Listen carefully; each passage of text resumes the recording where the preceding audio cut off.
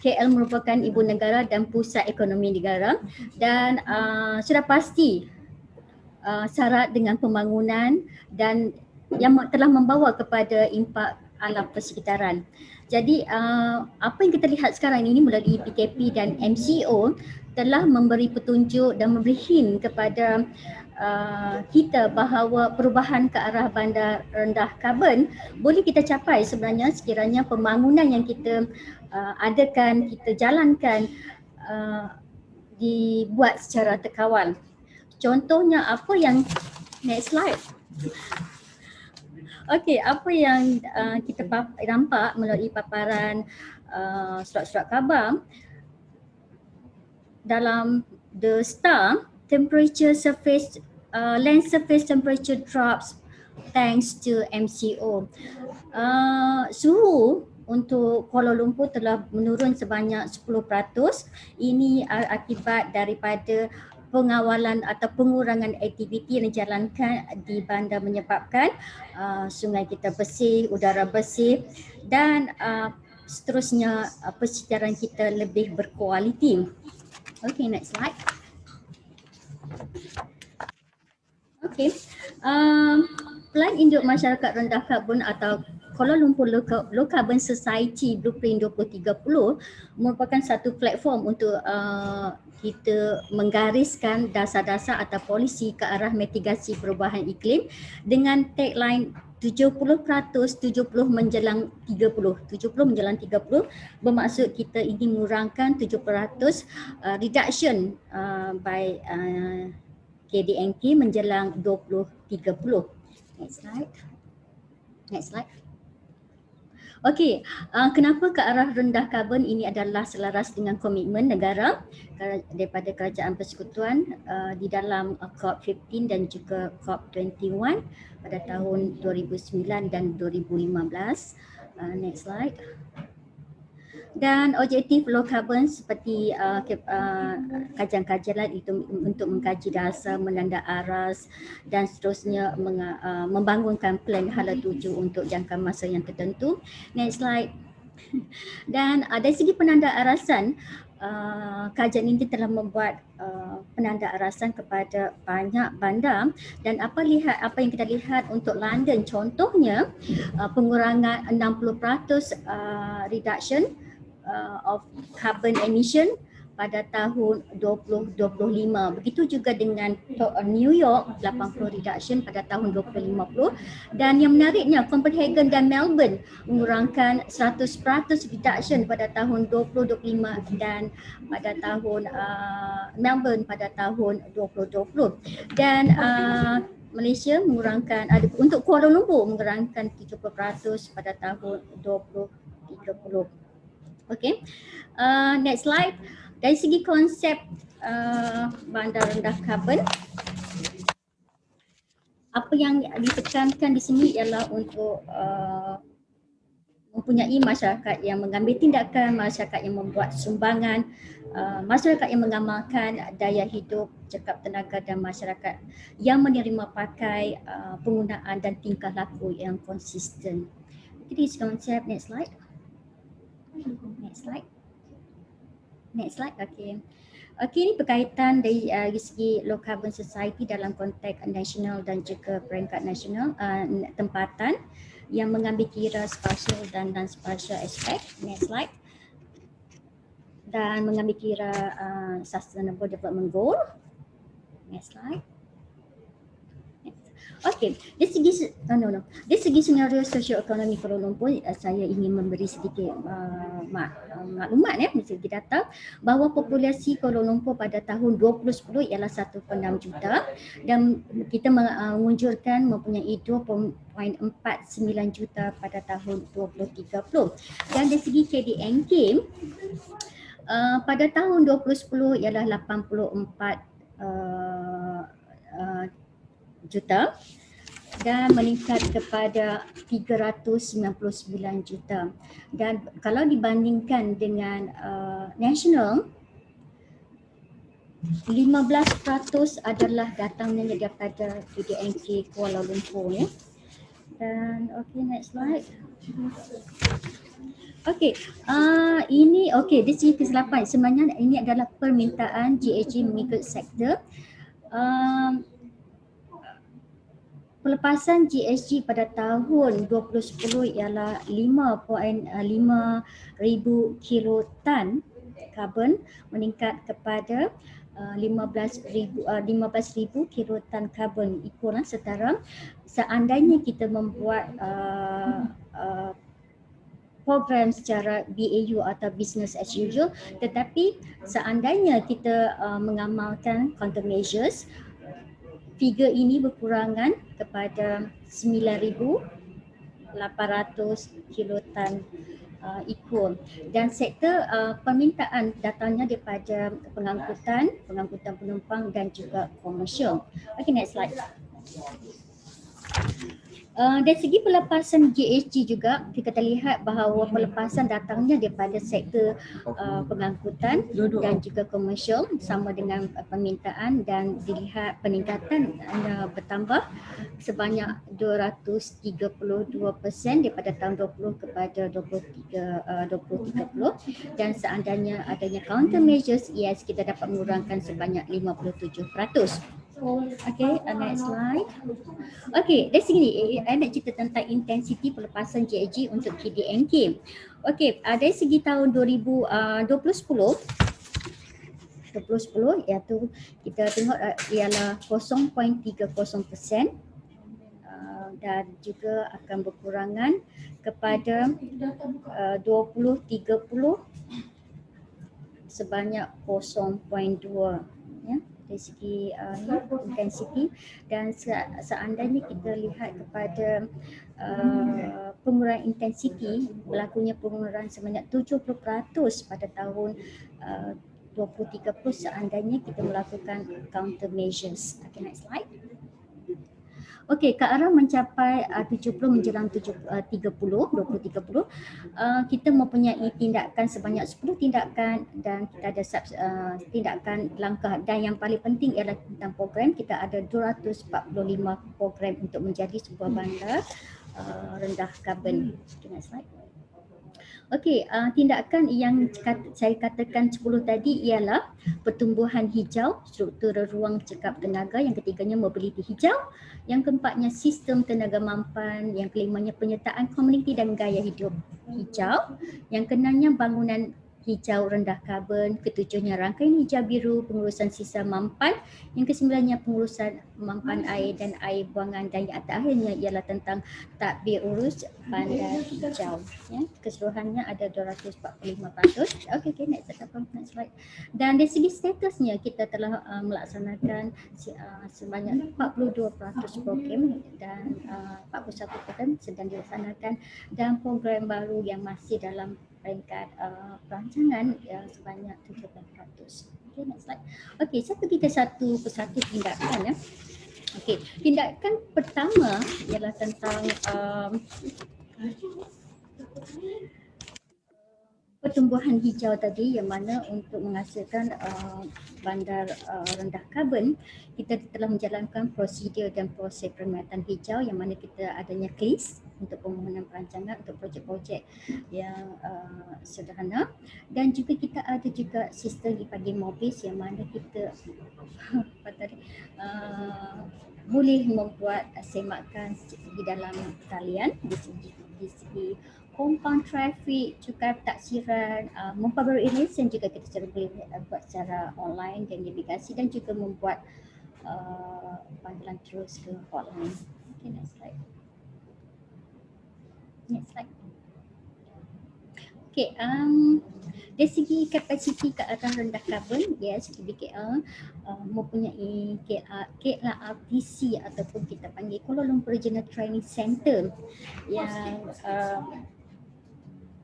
untuk menggalakkan kepada pembangunan insan sebenarnya, dan lebih supaya staf dan tenaga kerja kita lebih kompeten, terlatih dan berpengetahuan serta mahir tentang sektor ataupun perkhidmatan hijau.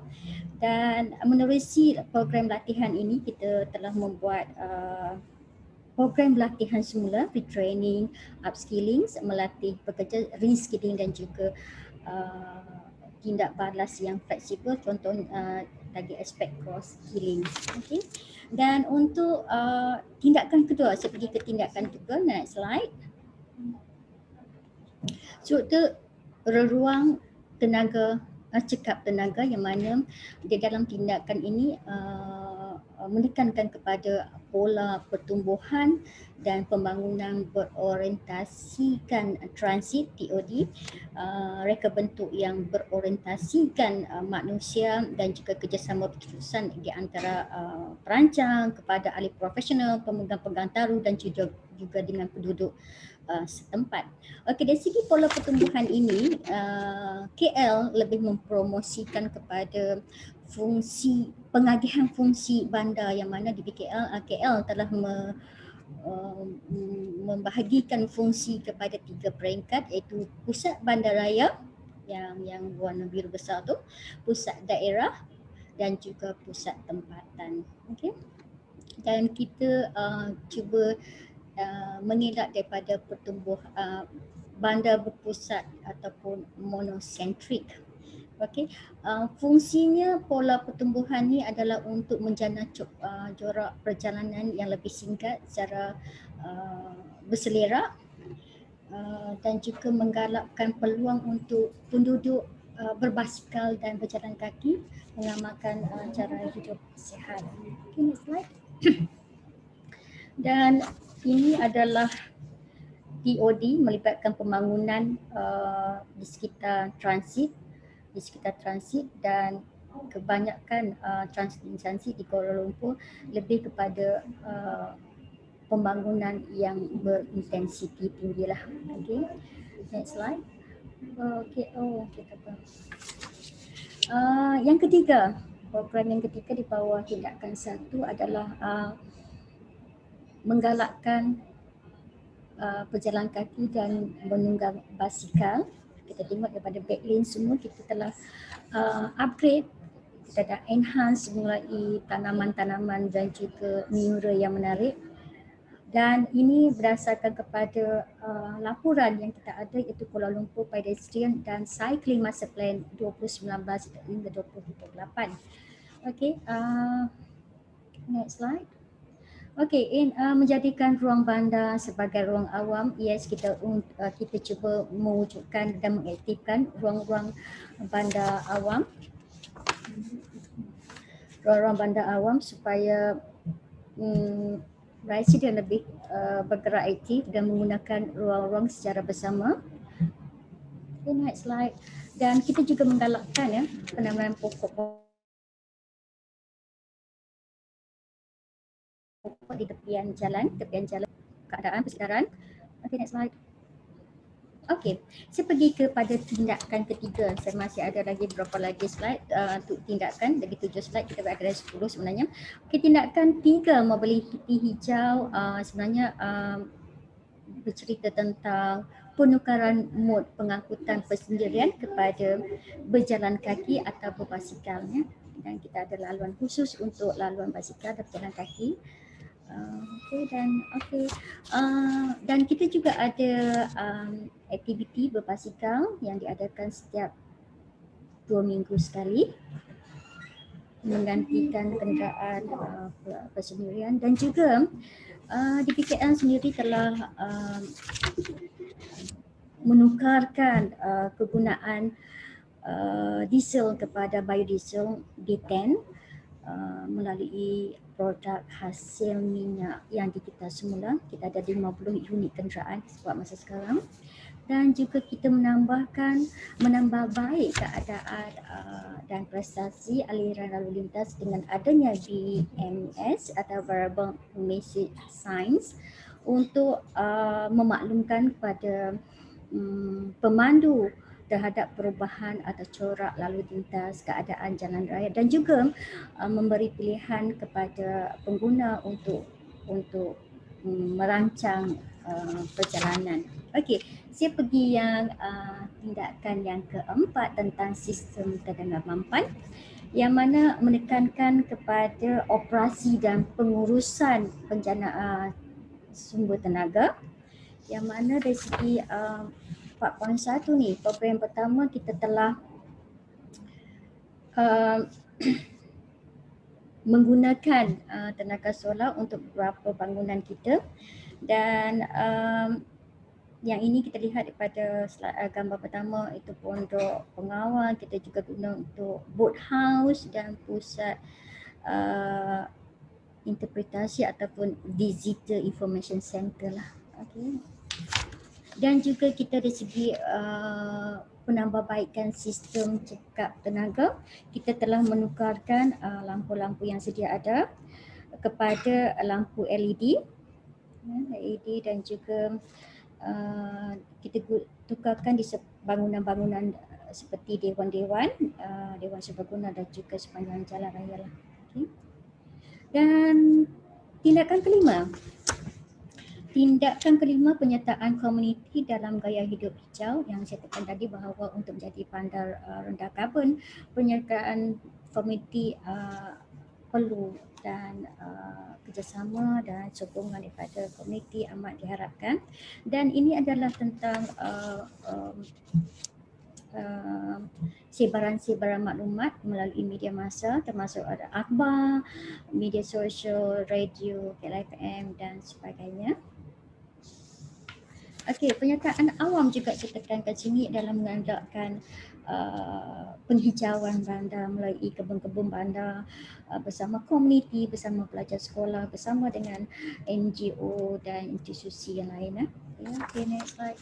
Okey, saya pergi ke tindakan ke-6, bangunan hijau rendah karbon. Okey, ada beberapa program untuk ini. Dan apa yang program yang saya tunjukkan sini adalah program yang telah dilaksanakan untuk kita. Dan ada few program yang masih lagi dalam pelaksanaan yang saya mention tadi. Bangunan hijau rendah karbon di mana kita amat menggalakkan dari segi sistem penuaian air hujan. Dan ini ada syarat ini telah dimasukkan dalam syarat DO kita dalam DBKM. Dan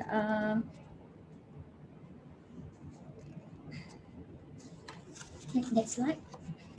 Tindakan yang ketujuh, rangkaian hijau dan biru. Tindakan ini menekankan kepada infrastruktur hijau,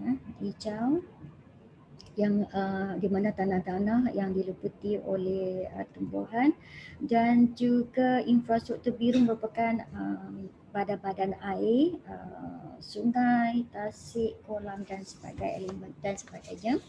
Dan ini adalah pelindungan litupan hijau yang mana kita dari segi bilangan pokok yang ada sekarang ialah 546,000 batang pokok, dan sasaran pada tahun 2030 kita akan menanam 2.5 juta pokok. Ini melalui program satu pokok satu penduduk lah. Okay. Dan sekarang ini terdapat 4 resap hutan di Kuala Lumpur. Kita ada Bukit Nanas, kita ada Bukit Sungai Putih, Bukit Sungai Bersih dan juga Lagung Tambahan. Dan 7.2 program yang kedua adalah melalui program satu penduduk satu pokok yang saya ceritakan tadi. Next slide, bersama CSR, bersama dengan Club Lions dan Guardians. Next slide. Okey, meningkatkan elemen air baru.